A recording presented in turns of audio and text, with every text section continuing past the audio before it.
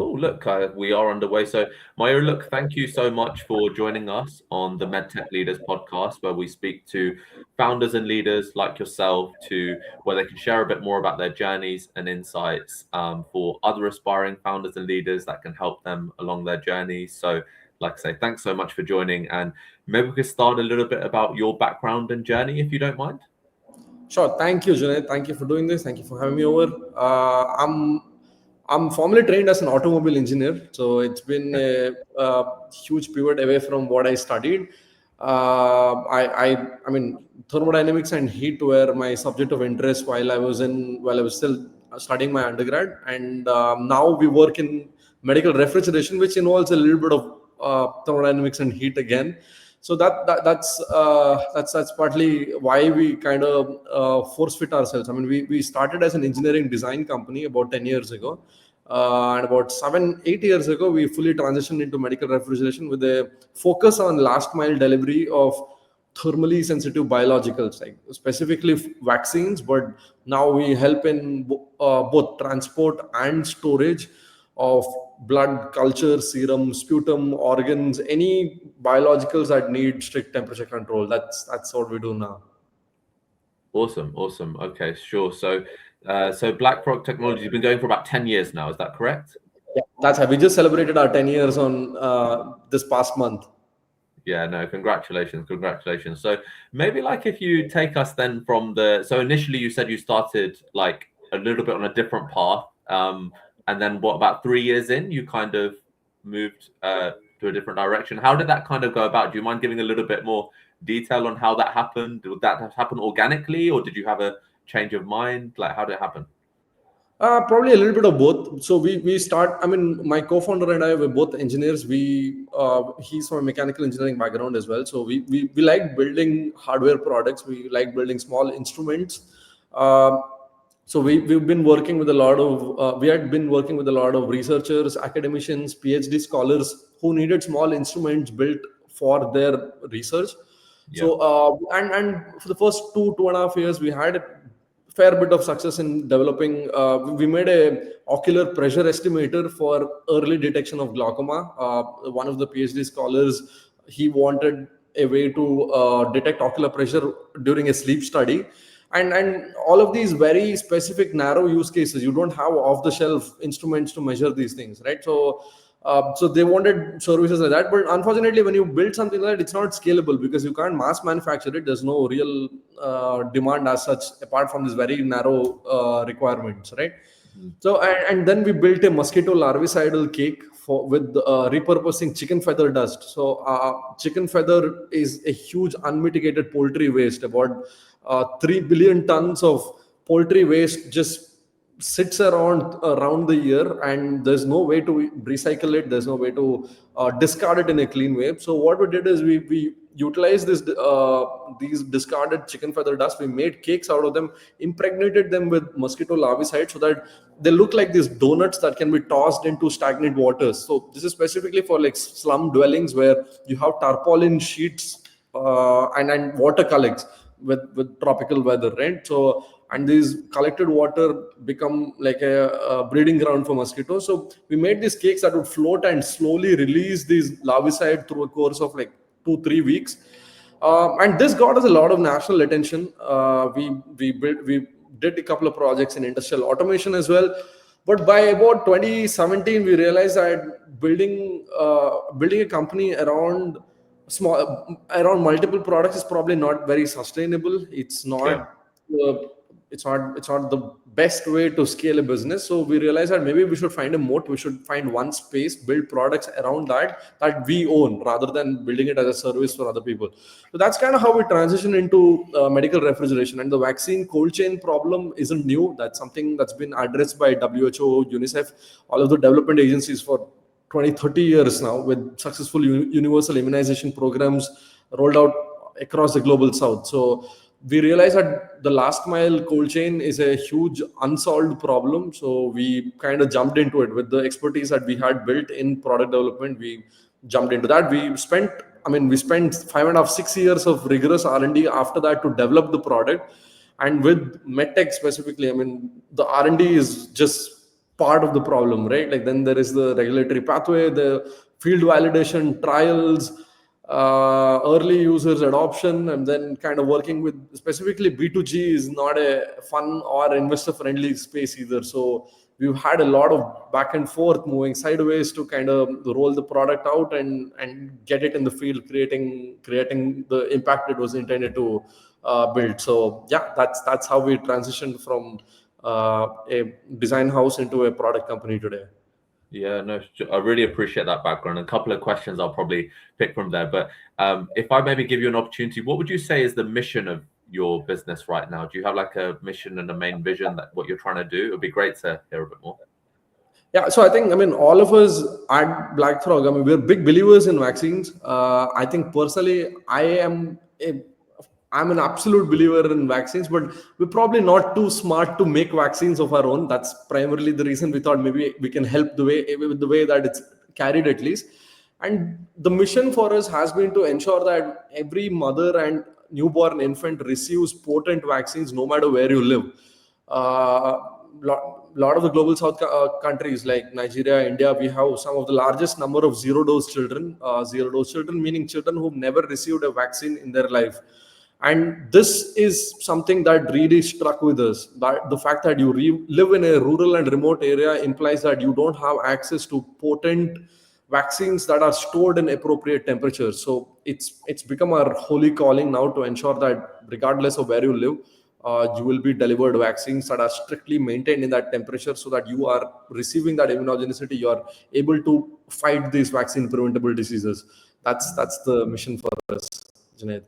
No, awesome. No, look, like, so great purpose. And obviously, like, I think when you're trying to do something as tough as what you're doing, I think that strong purpose is what takes you through, right? No, really appreciate that insight. I guess I want to give you a bit of an opportunity with your medical refrigeration. Would you like to elaborate a bit more on what you believe your USP is with your product, and maybe in terms of how you're doing things differently or whatever? Yeah, certainly. So, medical refrigeration. When you say refrigeration, typically the first thing that comes to your mind is a static refrigerator, a large refrigerator that's at home, right? And that works very differently from a medical refrigerator, because food, beverages, fish, or any perishables that you store at home, they don't require a very strict temperature range. -5 is okay, +4 is okay, +2 is okay. A little bit here and there is still fine as long as it's not contaminated, right? With medical refrigeration, most biologicals today, they require a temperature that is strictly between 2 and 8 degrees Celsius. So while a lot of the global south countries have, I mean, especially with climate change now and rising global temperatures are shooting to 45, 50 degrees every summer now. So keeping it below 8 degrees is a challenge, but also the challenge is to prevent vaccines and thermally sensitive biologicals from temperatures dropping below 2 degrees. And the current mode, the way that we carry vaccines today, is that we use ice packs and gel packs in insulated containers. You see these thermocol or plastic boxes with ice packs in them, and you put the vaccines in them and you carry them. The challenge is that there is no way for you to regulate the temperature. If the temperature, ice in itself means frozen, so there is a very high chance that you're subjecting these vaccines to freezing temperatures below 0 degrees. And that's a huge challenge. And most of these vaccines are going to waste because of freezing, not just because the temperature is shooting above 8 degrees Celsius. So what you need is a solution where there is an active cooling system, and that's where we come in. So we developed our flagship product called Mvolio, which is a portable battery-powered refrigerator that strictly maintains a preset temperature, let's say +5 degrees or -20 degrees for DNA, RNA samples. Any temperature that you require for your specific application, we're able to maintain it at that temperature with no user intervention. You don't need to move things around. You don't need to keep toggling or conditioning ice pack, freezing ice packs, none of those. It's a plug and play system where you press a button, within 11 minutes you have a 5 degrees Celsius platform, so that you're able to carry vaccines and these biologicals to very rural and remote areas without compromising on the potency or losing any form of accountability until it reaches. So that's the primary product that we've been working on. We've just launched our new range of temperature monitoring solutions now. This is a machine learning powered system that monitors existing larger refrigerators, like walk-in cold rooms, refrigerated trucks, So you're able to monitor these storage facilities to ensure that you know if the temperature is being maintained, or in case there is going to be a potential failure. So we are studying a lot of other parameters like the compressor health, the condenser health, evaporator temperature, power consumption, door opening. All of these are being studied by our systems. So you're able to give this predictive service intelligence so that you know your system is going to break before it does. So you're able to save the stockpile you have in place. So this is something that we've been working on for about 2.5 years now, and we just released it this past month. Yeah, congratulations on that. That's really good. So making some really good headways forward. I probably want to pick one point as well. I recorded a podcast with someone else quite recently, and he said some people make a mistake where they'll pick a product, but they won't actually assess the demand. So it'd be great to learn a bit more about how did you kind of go about your market research to identify the demand for the kind of products that you develop? Because I assume with your engineering background, that's probably helped you quite a bit with the development side of things, but you must have also done work to assess what the market actually needs. How did you go about that? Yeah, so certainly, I mean, this is actually, this has been very tricky for us, because when we set out to build our product Embolio, Junaid, can you give me 1 second, please? No There's a worries. bit of noise. Just No worries. 1 second. No worries. Just give me one moment. I'm just going to ask. I'm just going to ask them to dial it down. Just 1 second. No worries. No, that's fine. That's fine.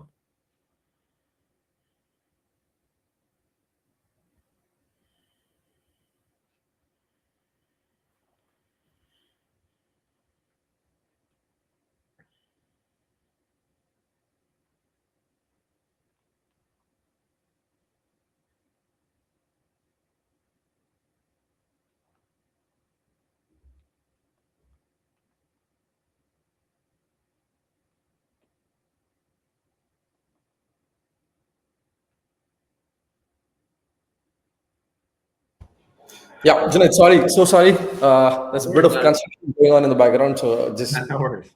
No worries okay. at all. Sorry, did you want me to repeat the question, or like were Yes, you? please, can you repeat the question? Yes. Yeah, absolutely. Yeah, I was going to say that I'm assuming that your engineering background has Yeah. definitely helped you a lot with like kind of the product development side of things. But I assume it would have been quite important for you to do market research on the market to assess what the demand is, what kind of product should you be producing. So how did you go about that? Did you do that quite early? Like how did you do it to assess, okay, this product will have demand? Yeah, I think that's a very pertinent question. I mean, that's also the engineer's bias, right? Before we go about building a product, we just believe that build it and they will come, and that's kind of probably the fundamental mistake that a lot of early stage entrepreneurs, I mean, product development entrepreneurs specifically make, and I think it's been a huge challenge even for us, because we were building something where there is no alternative, right? And it's always, especially in medtech, it's always great to have competitors, because there is some validation, there is like market adoption. So if you're able to build something better than, slightly better than, the incremental innovation is kind of preferred in medtech, unfortunately. And when we did set off to work on a battery powered system to replace something that's been around for 20, 30 years now, ice packs are, while they are rudimentary, it's very well trusted and reliable in the immunization space. So I think, I mean, fortunately for us, there was already a study by Oxford's Tropical Medicine Unit. They studied cold chain across 10 states of India. They found that there is a direct vaccine wastage associated with ice-based carriers. About $7.5 million worth of vaccines were being wasted every single year as a direct consequence of using ice-based carriers. And they took this study one step ahead, and they found that even at a cost price of $2,000 for a battery powered system, it's still cost beneficial to shift away from traditional ice based carrier into a battery powered system. So this was a good starting point for us. I mean, unfortunately, again, the capital expenditure argument doesn't work too well. If I tell my end users that you're getting a return in 5, 10 years of usage, it works great with the private sector. We've been working quite extensively with pharma companies, life sciences, research, academia, and that works really well. When you work with government agencies, the capital expenditure argument rarely works, because you don't want to invest a significant amount at one time. And that's definitely been a challenge for us. So we worked with a lot of foundations. Even today we work with a lot of development agencies where there is private sector involvement. We work with Selco Foundation, who've been funded by IKEA Foundation to support about 25,000 health centers across 10 states of India in solar powering the health facilities and ensuring they're equipped with energy efficient medical equipment.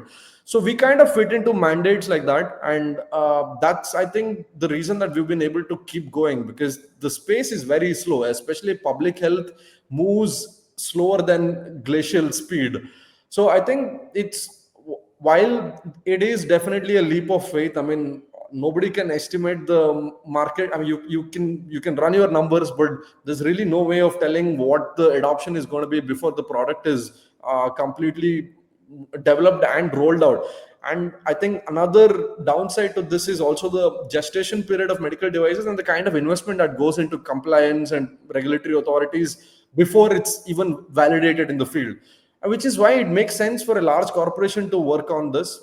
As a startup company, it's probably a challenge, and I think the I think one of the things that we did right was we were able to roll it out in less regulated markets.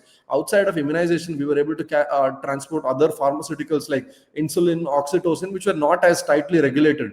So we were able to estimate the market at every stage. I mean, so there was a stop loss mechanism at every stage. So we knew that we're not kind of biting on more than we can chew at every stage of the development of the product.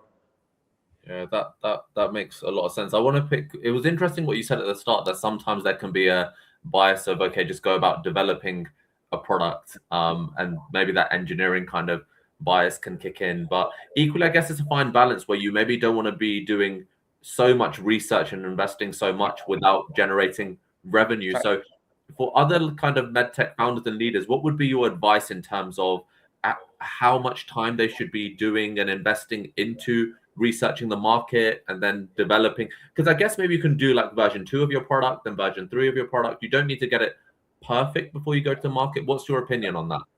Yeah, absolutely. I think it's a little harder in medtech compared to other spaces, but it's very important to roll it out as soon as you have something that barely works at a proof of concept stage. I mean, this is even now, it's a constant fight I have with my R&D team. My engineering team does not want to hand over the product until it's perfectly ready. All of the T's are crossed and I's are dotted. But I think it's important to snatch it away from the engineering team and push it out into the field, get some feedback, validate. And that's also important from a fundraising standpoint, because if you spend too much time developing the product, I think by the time the product is ready, you're going to run out of money and you won't have enough time to validate it and kind of go about the commercialization. So I think my advice would be to find less regulated markets. I mean, we developed the product for vaccines, but we knew that we couldn't roll it out for vaccines until it's fully compliant. So what we did is we went into these allied spaces of transporting insulin, oxytocin, which was not as regulated. So we were able to demonstrate that the technology works and subsequently raise impact capital so that we could come back to vaccines at a later stage. So kind of deferring that long-term vision and ensuring it kicks off in easier spaces. I think least objectionable market is what we need to identify and enter first, so that you don't run out of fuel, essentially. Absolutely. You also highlighted that you looked at an Oxford study as well, but that's quite good. So you can look at like secondary research, but did you also go about talking to potential customers as well, getting primary feedback to get an idea as well in the market? Yeah, absolutely. So one of the things we did is we worked with private hospitals that carry out immunization. And when we had a proof of concept ready, when we realized that we have a portable, I mean, this was 2019 and the system looked terrible at that point. It looked like a box with like wires sticking out of it. But we realized that we are able to maintain 4 degrees Celsius. It's a 2-liter capacity box with like a refrigeration mechanism sticking out. And then there were these private hospitals that were carrying vaccines in ice-based carriers, which was again 2 liters. So what we did is we started putting these temperature sensors, wireless temperature loggers inside the ice box, and the same wireless temperature loggers inside our refrigerated box, and we simulated it. We kept doing this across different temperatures and different weather and climate. I mean, we would do this in peak summer during March, we do it during winters, and we would constantly see that despite the insulated carrier being trusted by the health facilities, it was almost never compliant. The temperatures would go to -7, -8 degrees in these boxes, and in the summers it would go to 15, 20 degrees, and these were vaccines being administered to live infants, whereas our dummy box with dummy vials in them, we were able to strictly maintain a 4 or 5 degrees Celsius platform. So this is something that we could contrast against conventional system, and we could demonstrate and show it to the health authorities, saying that your current systems are non-compliant, and that kind of really helped us generate our own data, publish it, and build sufficient conviction in the technology and the space. Really interesting, really interesting. And I think you mentioned earlier as well that did you say about 5 to 6 year journey with the product development in total? Yeah, the development journey itself took about 6.5 years, and about four and a half years of development, and about 2 years of testing and compliance followed by that. So it took us about six years to roll it out into the field formally. Yeah, absolutely. Which is obviously, do you have any insights for looking back on that journey now? Obviously, I know hindsight's a bit of a beautiful thing, but you would have learned a lot, Mayur, from that journey. Like, if there's any other leaders and founders out there, what would you say is the most important thing when it comes to product development? What are some of the main challenges that they'll come across? What kind of insights and advice do you think you can share? Appreciate I've asked a lot of questions there, but I think you know what I mean. Yeah, I mean, developing a hardware product in itself is a huge challenge. I mean, doesn't matter where you are. I think the challenges are quite similar if you are in the developed world or developing world. There's a reason all of the unicorns are mostly applications and softwares which are not too capital intensive, and it doesn't require the kind of reliance on existing ecosystem. I mean, when you build a hardware product, you spoke about market validation and all of the challenges that come before you kind of go about building the product itself. But even after you start building the product, it's the initial hardware design, the prototyping, testing, third party validation, and then the huge challenge of supply chain, manufacturing, after sales, service, support, hardware products breaking down in the field. I think it definitely takes a lot of patience and commitment to kind of stick through it, which is also why end-to-end journey of the hardware product is not something taken up by startup companies, right? You either design and then you license it to like a larger manufacturer, or you take up a design which is made by a company and then you manufacture it yourself. So I think my advice would be to kind of work with academia and incubators. I mean, something that we've really benefited from is working with technology business incubators. And across the globe now, almost all universities have excellent incubators. And I think we really there isn't a lot of trust in incubators. Generally, incubators are seen as this acceleration program where is it really worth the equity or the fixed cost that they usually charge, right? And with the kind of space we operate in, with medtech and hardware coming together, it's the private investor's nightmare. So it requires that patient capital, it requires resources for you to ensure it reaches the field, right? And I think working with universities and incubators would probably be a great first step for startup companies. Yeah, interesting. So do you think, Mayur, some startups go about it in the way where they try and hold on to too much of their company and product, and they're not willing to partnership enough with? Do you think some people go about it wrong in that way? Like, what's your view? Yeah, I definitely see that even around my own peers and students who take up entrepreneurship now. They're very apprehensive about the pie being split into too many pieces in the early stage, right?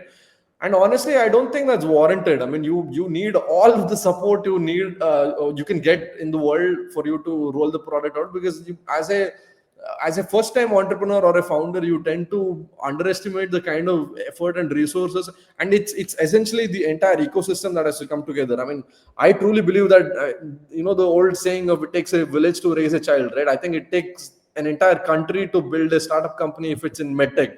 It's just not possible to work in silos anymore. It's not it's probably simpler in like consumer or any B2B space, but definitely not in medtech. Yeah, absolutely. No, that makes a lot of sense. What's your view on taking private investor funding as well? Like, I guess things are expensive, right, in medtech, right? So, like, to generate the funds, have you got any insights on that? Like, what's your views? Yeah, so we've done 3 rounds of equity financing, and most of our investors who have joined our board, they're all impact investors, and they've really resonated with our effort in improving maternal and child health. We also have a huge hospital group, one of India's leading hospital chain, Manipal Education and Medical Group, on our board, and they've been super patient. I mean, and I think that's what's most important when you work in this space. You need patient capital. You can't be working with investors who are looking at a quick 7 to 8 year return on their investment, because it's just not practical in this space. It requires sustainable fundraising. It requires for you to work with investors who you can trust, who are not going to be a barrier for your growth, right? And I think a bit of the responsibility falls on us founders as well, because end of the day, I mean, we have to return the money to our investors. Yeah. And one of the ways that we've ensured that we're de-risking this process is also selling a little bit to private sector. While social impact is very important to us today, earlier about 5 to 15% of our revenue would come from the private sector. Now we are looking at about 35 to 40% in the upcoming year. We are working closely with pharma companies, life sciences research, contract research organizations, where the social impact might not be very evident, but the payment cycle is much nicer, it's much quicker, the sales process is a lot more convenient, so the revenue cycles are not affected for us, and we're able to build sufficient traction to keep fundraising again, and that's crucial, right?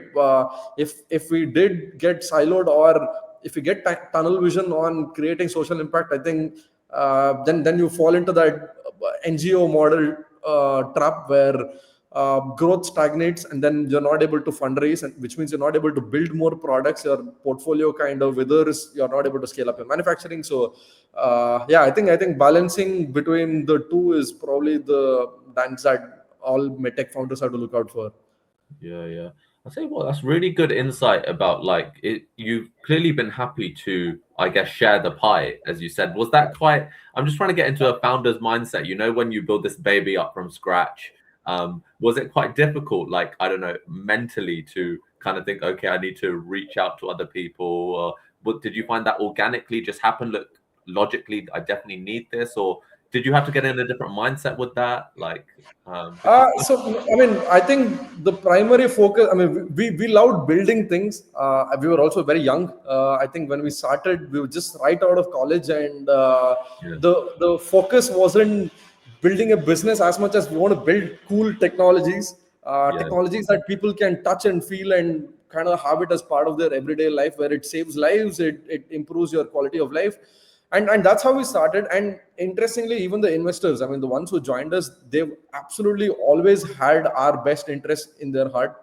They've yeah, all been super founder friendly, and we've been super grateful about that. I mean, even the current round is being led by Global Innovation Fund, which is a UK based impact investor, and co-invested by Rainmatter, which is another India's impact investor.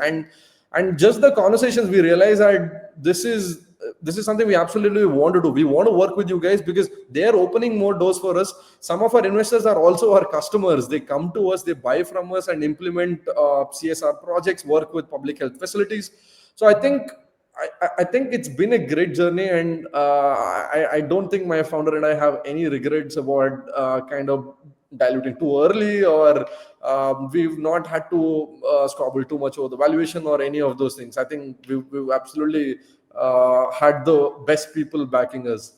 yeah, absolutely, absolutely. And actually, from the sounds of things, even though it doesn't sound like you've been very necessarily commercially driven in the sense of from your start, but you managed to build, you can build a bigger pie, right? If you involve more people at the end of the day. So even if you're splitting that pie, you're potentially building a bigger pie. So Yeah, exactly. I think more founders need to realize that. Probably a little greedy in the beginning, but over time that perspective kind of changes. So yeah. yeah, I think it's important to kind of have something working in the field before you look at the business or the cap table itself. Yeah, absolutely. I guess one thing I do want to pick from you is that so it's great that you managed to build partnerships with incubator, do 3 rounds of funding. Have you got any advice for people who are looking to build partnerships with incubators or looking for investment? Because I guess you need to sell your vision and your product to these people, right? Like, have you got any advice of how you can approach an incubator or how to get investment? What are the main things you should try to do? Yeah, I mean, I think it's a very small community of impact investors. Probably a little better in the developed world, but in the developing world, the access to impact capital is very small. We've spent a lot of time working and kind of fundraising with larger corporations who helped us create events, roadshows. Like for example, Qualcomm has been a very close all-weather partner for us from 2019. They've helped us reach out to an event in the World Health Assembly. We worked with a lot of other private companies as well in India, and I think it's important to constantly keep talking about your product in these avenues, because there's no real one way to find impact investors. It's very challenging. I mean, in the B2C space, at least you have investors chasing you. It's probably not as easy here. Working with NGOs and nonprofits and development agencies, I mean, I think that's very critical, because it's just again, I mean, even in immunization, in my world, it's essentially just 15 to 20 people across the globe who make all of the decisions. So it's a very close knit community, and I think reputation is very important. I mean, if you have a good name, it sticks around. If you kind of screw up, you're never coming back again. So it's very important to how build trust in the early days with your community and with the space and ecosystem that you work with. So and I think everything else follows organically. I mean, almost all of the investors that who have invested in us, I would say 90% of them have reached out to us. We didn't go speaking Okay. to them. They reached out to us because they heard about us from somewhere or from someone. And I think that has to be the way, because I don't see another way where you go asking for money and somebody gives you money. That's almost I don't see that as a winning strategy. Really interesting. So you actually believe focus more on your kind of marketing and profile to Right. then get them to kind of come inbound. That's more. That's right. Yes. Yeah, absolutely. And would you advise to get your product to a certain point, Mayur, before you start marketing as well? Like, what's your view on that? Like, should you get to end product, maybe like close to end product? What do you think? Yeah, I think, I mean, we're in deep tech space. If you're working on something where you need to build patents around it, you need to build IP around your products, I think it takes a long time. And uh, honestly, the only way I see on this working out is through grant and aids. So we Yeah. worked with a lot of government agencies who gave us a lot of non-dilutive capital to build the product, to build the technology, because this is a broader global health challenge, and they realize that the chances of us failing to build a solution is more than 99%. I mean, this is something that like over 70 companies have tried in the past, and they've not been able to build a energy efficient battery powered refrigerator. Refrigeration itself is a very inefficient process. It works well if you have a AC power source and you're continuously powering the refrigerator, but to make it portable, battery powered, and operate in the field, that's been a huge Herculean task. So we were able to leverage a lot of grant in it, and I don't think any private investors would be crazy enough to put money into an early stage research of that kind. So I think it's important, especially in medtech, and this is something that almost all countries are doing today, where the government agencies are providing grant in aids for early translational research. So I think that would probably be my advice to early stage medtech entrepreneurs, to leverage that, get some money, and build a proof of concept. If you're able to demonstrate that the technology works, then the money will come in. I think that first 12 to 18 months of putting your head down and building the technology to say that, okay, in a laboratory it works, I'm able to take it out in the field and demonstrate it with just a little bit of money. After that, it's a lot simpler, because I mean, unlike a pharmaceutical drug, or like where you need clinical trials and you're doing human trials, medtech in itself is relatively simpler that way, because you're able to demonstrate the technology, and the likelihood of failure is much lower after that. So that would be my advice, right? Absolutely. No, it's really interesting. And with the grant applications as well, have you got any advice of how best to approach those as well? Like, what should you try and show to give yourself? Because they're competitive as well, right? I must assume. Because Yeah. so you need to give yourself the best possible chance. That's right. Yeah, I think I mean when you're good with like your narrow field of expertise, right? Like would be technology or life sciences or fundamental research. I think grant application writing is kind of like an art, and it's probably good to go with mentors, or there are a lot of consultants who take a success fee for writing an application. You could possibly work with them as well. I mean, all of our grant applications were pre ChatGPT days. So I think the world is a little different now. It's the probably the work of a consultant can probably be done by ChatGPT today. But I think it's important to work with partners and mentors, because a grant application, it asks for a whole diverse set of things. They ask for everything from the technology, the market, the team, the finances, and nobody is just good at everything, right? So I think it's important. And again, this comes back to your earlier question on working with incubators and academia. I think universities are the best place, because you have professors and research scholars who are working in their own space. So if you're able to collaborate with them and maybe kind of onboard them for sweat equity or like a small percentage on the cap table, so that they can keep doing this. This is it's a never ending process. Generally people believe that, oh, I get a good large $2 million grant, I'll build the product, and then like I'm done. Like that's never the case, right? You're going to constantly need grants for validation, for piloting in a new geography, or for piloting for a different application, or your second product, and so on. So I think it's important to onboard people you trust, people you like working with, so that there is continuity in this.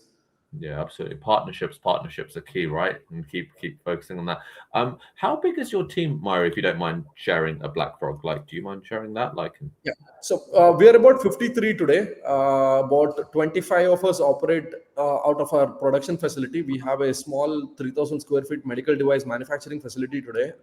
That's ISO 13485, 9001, 14001, and 27001 compliant. So all of our systems are today assembled, tested, packaged right out of our facility in Manipal in southern India.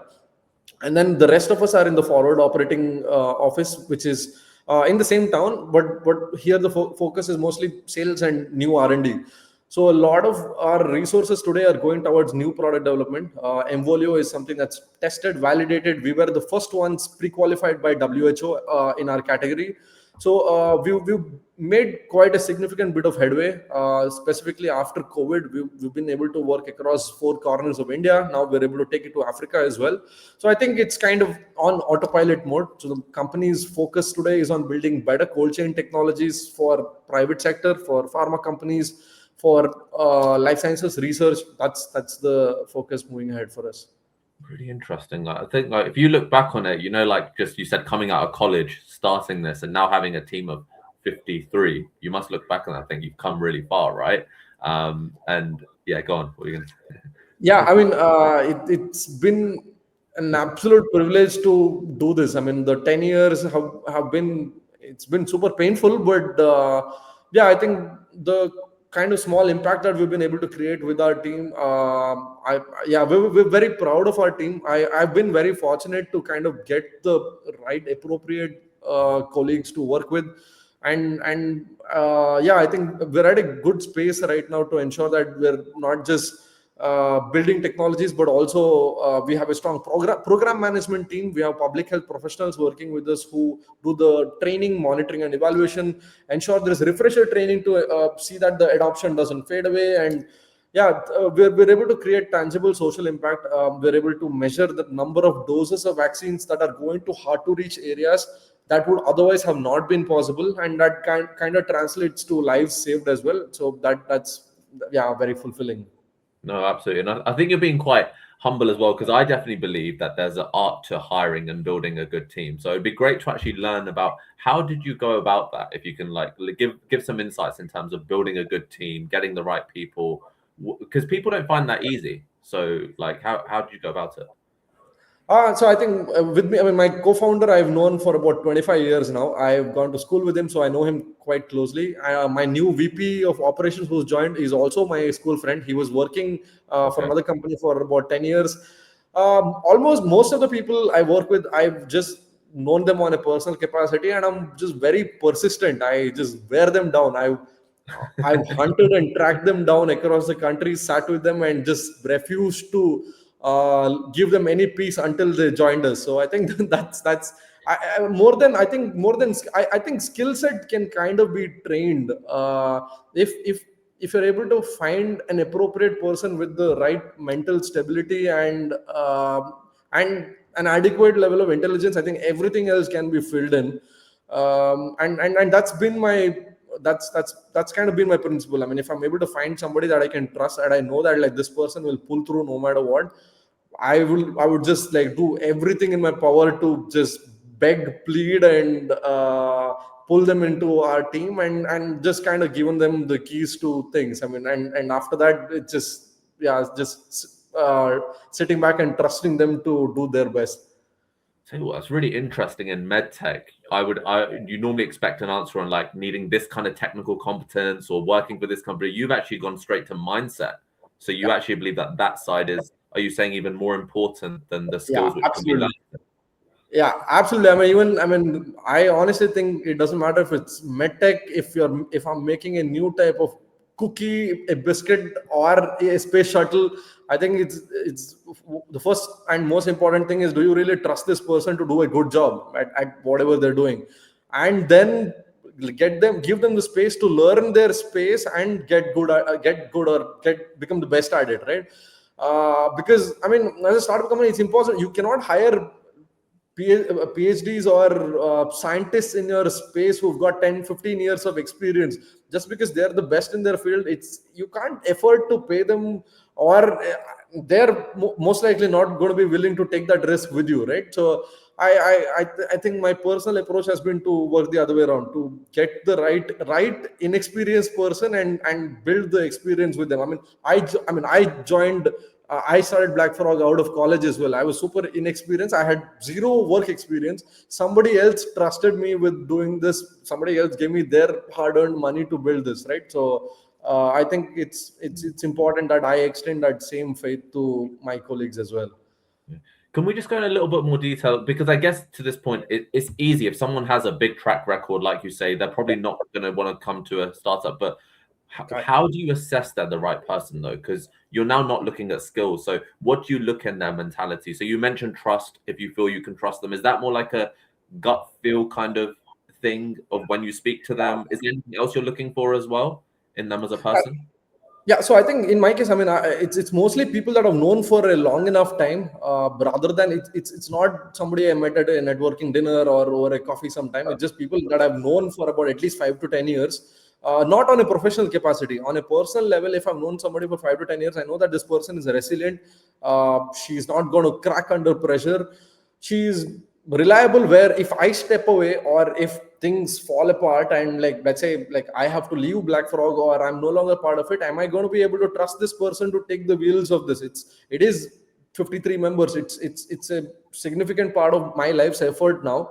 Would I be willing to trust this person to do a good job at kind of balancing this with the right empathy and patience to kind of keep things going, right? And I think that's kind of worked out well for us. That's been our single most important hiring attribute, where is this person reliable in my absence, right? Is this person somebody I can trust if I'm not around at all? So yeah.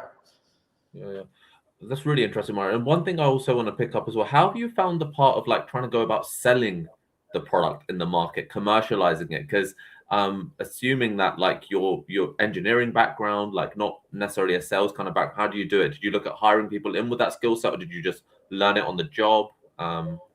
How do you go about So that? yeah, so I've had to learn it on the job. I mean, as a founder, I have to sell every single day, right? I'm selling to new colleagues. I'm selling the vision of what we're doing to new potential colleagues, to funders, to donors, to uh, even partners that we work with, right? And I think that's that probably also has a limitation. I mean, I can learn things, but there is still a ceiling on top of me. I'm expected to be a jack of all trades, right? So now we are looking at specialized skill set. Of course, as we grow and as we Yeah. reach a certain scale, you need people who actually been doing this for a living, people who've been doing only this for a living, right? I've been working on a little bit on product development, on R&D, on a little bit. I've been assembling and manufacturing the product myself as well. So while I was doing a bit of sales in the beginning, now we're looking at people who've been doing this as part of a large organization. So we are trying to bring them in, because I think that also depends on the stage of the company you're in. I mean, Yeah. what time you need.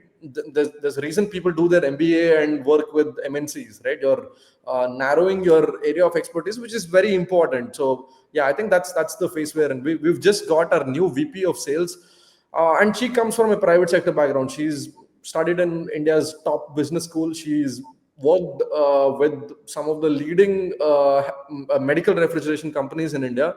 And now it's time for me to trust her and hand her the keys. And I think that's something that every founder should kind of realize. It's very hard for you to trust somebody else to do what you've been doing best for so many years, right? So I think that's where a little bit of my struggle comes in as well. So I'm trying to kind of lean back a little bit, so that the newer workforce, the newer colleagues are able to take charge of things. Yeah, yeah. And with the sales side of things, because you mentioned earlier when hiring people as well, you're willing to just go out, beg, plead, and stuff. So, how did you go about sales when it was just you, just out of intrigue, not being of a sales background? Were you just very resilient, push, push, push, or was there skills you tried to learn? Like, how did you go about it? Yeah, so I think I was an absolute believer in the technology, because I saw this firsthand. Yeah, I've seen people in my family getting vaccines. I've seen friends of mine who are type 1 diabetic, and they get their insulin that comes in like an envelope with no cold chain. And you buy it off of an online pharmacy, somebody is dropping it off where there is zero refrigeration. You touch it and it's warm. I've seen during COVID, I had contracted COVID, and the phlebotomist who came to take my sample, he took my the throat swab, he put it in a tube and he put it in his denim pocket and took it back to the health facility. And I asked him, like, this needs to be refrigerated, or it could lead to a false negative test result, right? And that awareness just is not there. And I think that conviction is something that I've been able to translate into or demonstrate to my buyers. I've been I've been kind of championing the cold chain in the last mile for 8 9 years now, and I fundamentally believed it. And we've been able to find people or customers who resonated with that. I mean, we've been able to work with health professionals, people who transport organs, who are super passionate about their work. So I could talk to them, have this conversation, and I didn't need to sell the technology. I All I had to do was sell the problem, and the technology was just a no-brainer for them. I think, yeah, that's the approach we've taken with selling the product. yeah, no, absolutely. So that's that. But once you really believe in the product, you think it actually sells itself, essentially, right? Yeah, Like, yeah, that's right. you Yeah, felt you identified a problem and you solved that problem, and it yeah. kind of solved itself. Yeah, no, that makes complete sense. I just want to allude to something you said earlier as well. You said that 10-year journey, and you said painful journey. Do you mind maybe picking out maybe one or two moments that were very painful and how you overcame them? Like, if you can Yeah, specify. sure, certainly. I think one of the biggest challenges for us has been adoption. So in my space, especially, the challenge is the buyer is different, the one who's commissioning the product is different, the one who's using the product is different, and the beneficiary is different. Because the health authority, the government agencies look at the problem, the district authorities kind of utilize the product, the health workers or the frontline health workers use the product, and the vaccine recipients are you and me, right? Or pregnant mothers and newborn infants. So there's this whole diverse set of people in this ecosystem, and I have to work with everybody to ensure everybody is comfortable with this very new, very radical intervention. And that's very challenging, because somebody's problem is, oh, it's too expensive, somebody's problem is, oh, it's too heavy. Like an ice box, a plastic box is very light, it's like 3 4 kilograms. My product is 6 kilos, so it's still 2 kilos heavier than a regular traditional system. So, and that person's perspective is very different, right? Like for that person who carries the vaccines, I've been carrying this plastic box for 20 years now, why are you making me carry something heavier?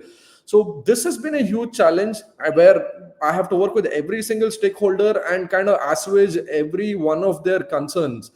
And that's been quite interesting and painstaking also, I would say. But today, I mean, we have a good team. We have a team that can public health professionals who can empathize with each of these stakeholders and understand and work with them. But I mean, in the beginning, it was just three or four of us. My four-member team, where two engineers are working on things. One is looking at finance and compliance, and it's just me who's trying to sell and roll the product out. So I think, and that's a challenge that every startup founder has, right? Where you're doing too many things and too many problems are all piling on your head at the same time. I think, and honestly, I think it the greatest blessing in my life was that, because it's taught me such an immense amount of patience. I'm just a better person now, thanks to how troubling this entire space has been.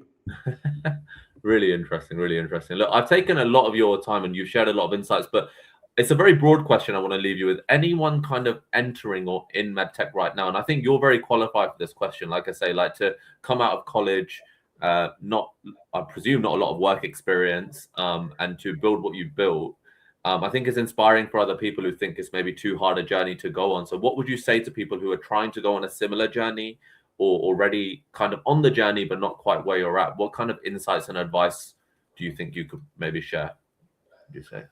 Yeah, I think firstly, it's very important that you pick a problem that is large enough. We absolutely don't have any shortage of problems today, especially with climate change and the kind of global health issues that's coming with climate change. It's important that you pick a problem that's, and it's not very nice, but there are problems worth solving and there are some which are not. And I think one of the bigger mistakes that students, especially new or early stage entrepreneurs, make is you pick a very narrow problem where you look at like a very small issue that affects a very small margin of people. And just because the problem is fun solving, and honestly, when we set out to work on this, I did not know what was the temperature needed for vaccines. Like, we were engineers, we like to build cool things, and that's what we were doing in the first 2 years of our journey at Black Frog. But I think it's important to shift to a space where the problem is real, so that your effort is worthwhile, your time is spent worth doing the right things, right? uh, of course, the larger problems are also something that's attacked by a lot of large companies with a lot of resources. So your odds of doing building a better solution is also slimmer. But I think it's important to choose that the right way, because once you go down a particular road, you don't want to look back and wonder, is this really worth doing? Is this really big enough? Is this really worth my time? Right? You never want that. You go down building something, you want to see it through. So give it a lot of thought before you pick your battle. See what you said is so interesting. And I think when you explain it, it sounds very basic, but I think it's actually where a lot of people fall wrong in the first step, because, and I think it might lean a bit to you not being commercially driven at the start. That's what I think anyway. Because I think when people are very commercially driven, they think, I want to make money. Let me sell this. But you've not assessed the market. You've not assessed if there's a problem. Is there already a solution? Whereas when you genuinely want to fix something, the rest will take care of itself, right? Exactly. Yes, that's absolutely right. I mean, you tend to pick the thing that is going to just sell immediately, right? You want to solve something where, like, I mean, the natural instinct is like, how am I going to make money out of this immediately? And that kind of gives you this tunnel vision where you're not looking at like a big enough problem, because the money will follow if you are doing something impactful. And yeah, I think that probably needs to be taught at a school and university level as well. There are entrepreneurship schools that probably need to focus on that first. Yeah, absolutely. That's, I guess, that's a big problem to solve as well, isn't it? If someone wants to build a good entrepreneurship school, that's probably a good venture. Look, I probably want to leave you with the last thing. I know you mentioned that you've entered Africa as well. Did you want to talk through Black Frog's key priorities, maybe over the next kind of couple of years or beyond as well, what you're trying to do? Yeah, certainly. So this is something that we've been doing across the Indian subcontinent. We're just replicating this in Africa now. We are trying to ensure that every vaccine reaches mother and children in the appropriate temperature conditions. We've begun our work in Kenya, Nigeria.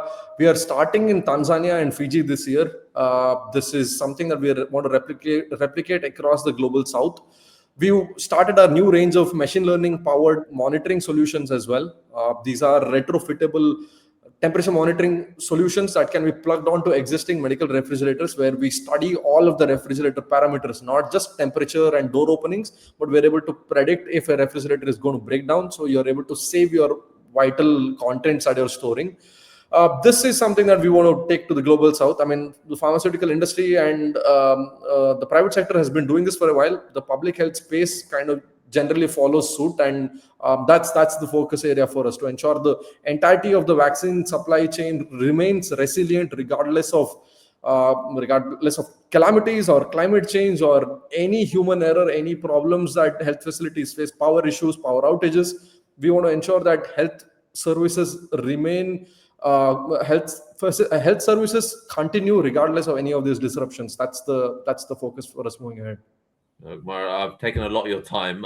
Thanks so much for all the insights that you've shared. And yeah, look, I would say really well done on everything you've managed to achieve, and hope it continues to go well for you. I think it's really inspiring for other people listening who, like I say, want to go on a similar journey. And I think that they can see in front of them what's possible. And I think when you see someone having done something, I feel it feels more possible. So I appreciate the openness that you've had as well. So thank you so much. Thank you so much, Joy. Thank you for doing this. Really appreciate you taking the time to do this. No worries. Thanks, Mayur. All the best. Speak soon. Thank you.